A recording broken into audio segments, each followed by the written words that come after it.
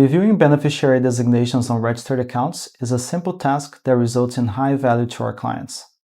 When it comes to the tax-free savings account, a successor holder is a unique designation that can only be given to your spouse or common law partner.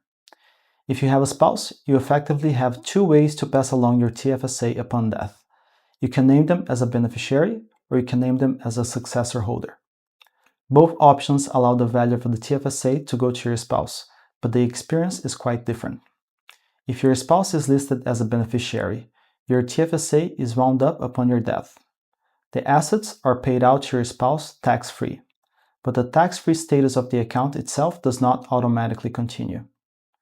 Your spouse can roll over those funds into their own TFSA, but this depends on following specific rules to preserve the tax-free status and must be completed within an allowed period after death.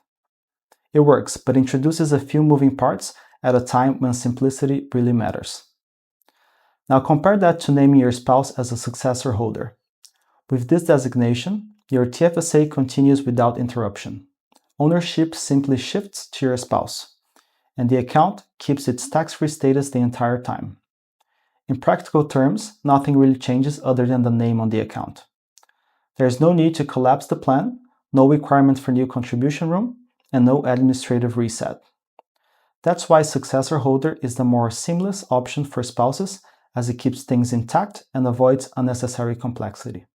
It's also worth noting that if both a successor holder and beneficiaries are listed, the successor holder takes priority. Beneficiaries would only receive the assets if your spouse is no longer living at the time of your death. If your goal is to ensure your spouse can step in and continue the TFSA exactly as it is today, successor holder is the cleanest solution.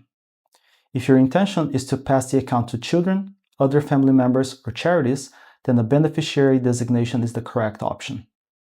Either way, this is one of those small planning details that can make a big difference later.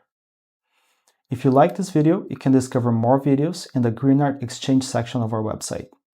You can also read both past and current articles in the Greenard Index section. Thanks for listening.